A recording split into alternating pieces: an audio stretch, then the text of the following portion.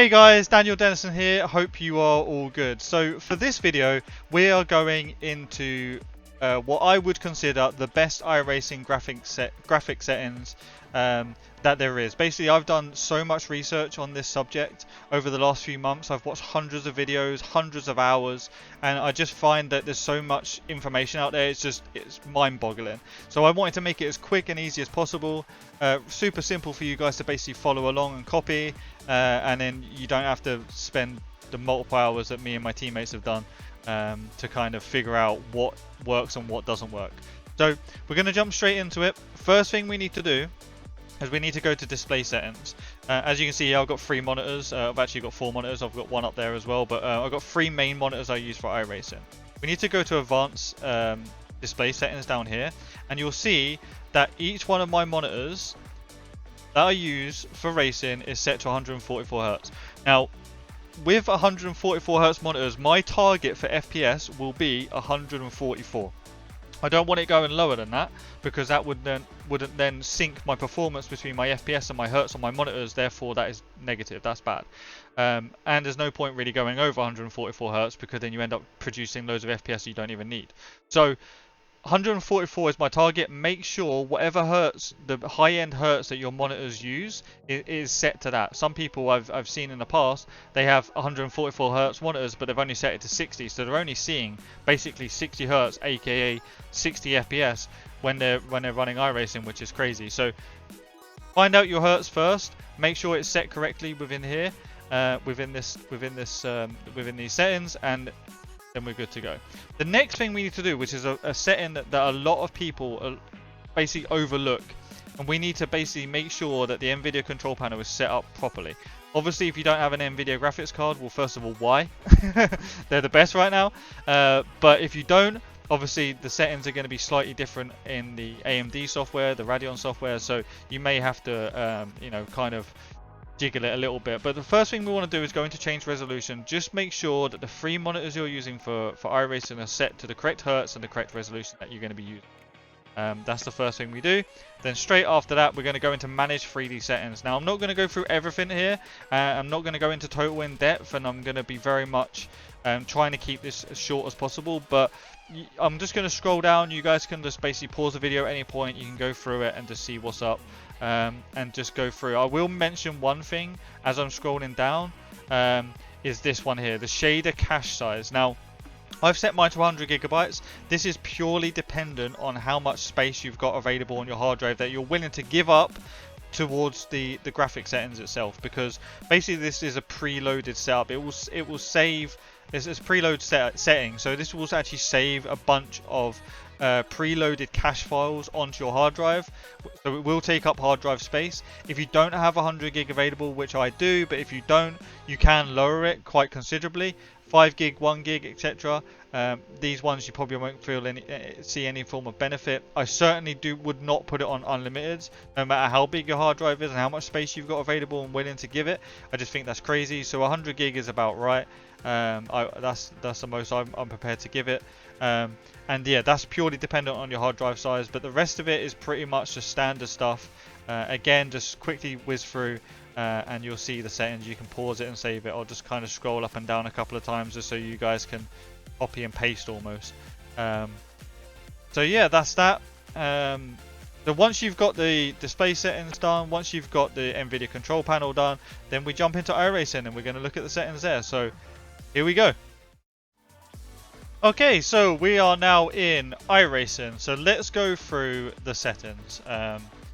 So first of all, I'm just going to bring up the graphic settings. Okay, so these are the settings that I'm currently running with. There's a few that are going to be like, and ahhing a little bit. Deciding on which ones you're going to go for, which ones you're not. So I'm just going to kind of run through it real quick. Skies and clouds. I've got it on high DL just purely because I've got a high-end system. However, if you haven't, you definitely want to lower that. Maybe go to low or medium. But for me, high-end DL is good because obviously the weather and stuff is pretty cool to see as it's happening and changing. But Lower end systems definitely lower it. Cars always have high detail throughout. I think it's important no matter what system you've got to have high detail. You've got low detail on the pit objects. In the pits and at the start of the race is like an absolute shredder for FPS. So you definitely want to go on the low detail side of things for the pit objects. Event and grandstands. Event, you don't really need it on high detail. You could certainly go to medium or low detail. I personally have it on high because there's a lot of things that are missed or taken out, I should say, of the game when you go anything lower than high detail. There's certain tracks like Sebring, for example, there's certain buildings I use as reference points, as braking points, and that is actually basically disappeared if you don't have that on high detail. So you can lower these and change your braking points and certain things like that, but I mean, I have it on high. Again, I can afford to do this because I have a high in the machine, but if you don't, definitely low event. Grandstands, you can pretty much turn these off if you've got a low end PC or a medium PC. If you've got a high end, you could probably have them on, maybe even go for low detail. I have them on high detail myself. Crowds is something that is absolutely pointless having it on high detail no matter what high end machine you've got or low end machine you've got.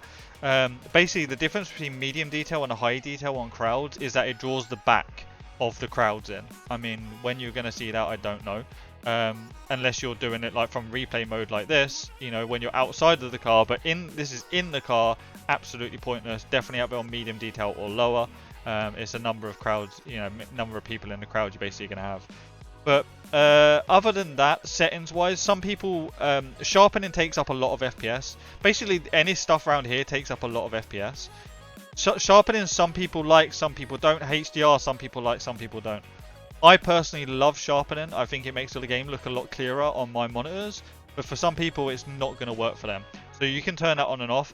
HDR is another one that's a little bit controversial. Some people love it, some people don't. I personally am not a fan, so I've turned that off. I only have 2 mirrors in the cockpit inside the car, just for the left and right. I also use obviously the main FOV virtual mirror. Don't need any more than that. Any more than that just shreds your FPS. I go for high quality trees. Again, you don't really need to go for this if you're on a low end or medium PC. You can probably turn it off. I certainly don't see any benefit with 2-pass trees as well. I think it's absolutely pointless. There's only 2 things I kind of want to bring up within this, and again, you can copy my settings, you can change it. First of all, in the car, shadows off, 100% off. This is so bad when you're in the car for 2 reasons. One, it absolutely rinses your FPS, but 2, the shadows move within the time of day, with the sun moving across the sky. Sometimes you can use braking points on a road, like let's say for Spa, for example, there's like a mud patch you can use as a braking point. Shadows will actually beam across that at some point during certain parts of the day. So that's obviously negative. You're now no longer going to be able to see your braking point. So in the car, absolute no-no, turn it off in my opinion. You can have it on a replay, which I do because it looks better from an outside perspective, like you can see in this replay behind in the background. I have it on just purely because it looks better from a viewing spectator's point of view, because obviously you know, I stream and stuff like that, so I have it on for outside of the car, but inside of the car, absolutely no. Turn that off. The dynamic load FOV, what this basically means is when your FPS reaches a certain limit, so you should always limit, I've actually got on no limit right now, but you should always limit your FPS, because there's no point having like it running at 200 FPS. You're just basically gaining and you're asking your system produce a lot more FPS than is actually required.